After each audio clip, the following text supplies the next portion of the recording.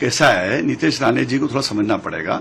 ईद का त्योहार है और सबसे इम्पोर्टेंट बात ये, उनकी भी खुद की गोश्त की दुकान है, उनके पिताजी गोश्त की दुकान से ही आज मंत्री बने, मुख्यमंत्री बने, केंद्र सरकार के अंदर इतनी बड़ी ओहदे पे पहुंचे।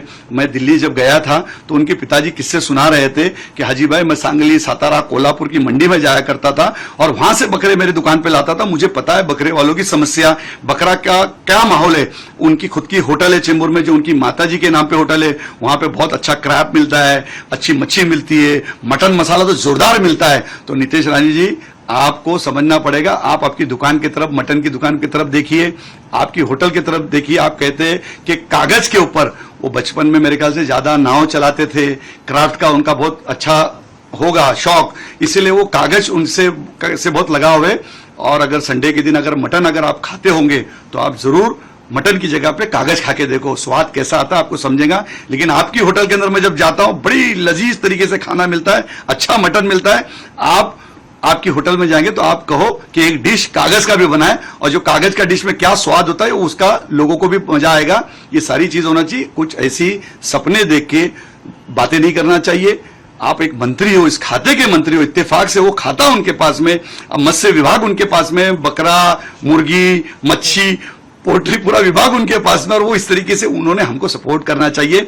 मैं नीतीश राणे जी से कहूंगा कि रास्ते में जो बकरे की गाड़ियां रुका रहे, हिंदू खाटिक भी बहुत परेशान है, धनगर समाज भी बहुत परेशान है, मुस्लिम समाज भी बहुत परेशान है। मुस्लिम कुरैशी पूछता है नीतीश राणे जी से, हिंदू खाटिक पूछता है उनके हमारे लिए कौन खड़ा होगा। आज अगर हमारा ही खाते का मंत्री इस तरीके की बातें करेगा, एक साल में एक बार कमाने का उस खाटिक समाज को मौका मिलता है और उसके ऊपर भी आप पानी डालने का काम कर रहे हैं, तो ये आपको सोचना पड़ेगा। आप साल भर अपनी होटल में अच्छी तरीके से कमाते हो, आपकी दुकान के ऊपर चेंबूर में बहुत अच्छी तरीके से आप धंधा करते हो, तो हमारे भी धंधे की तरफ देखिए, हमारे भी पेट की तरफ, कि हमारे बाल बच्चों का भी भला होना चाहिए।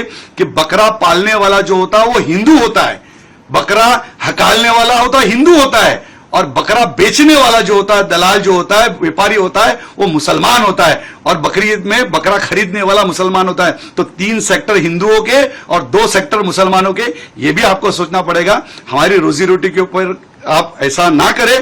कुरैश बिरादरी आपसे पूछती है और उम्मीद लगाती है कि हमारा मंत्री 100% जिसके घर में गोश्त की दुकान है, जो खुद हिंदू खाटिक है, हिंदू खाटिक अगर ऐसी बात करेगा तो बड़ी दुख की बात है।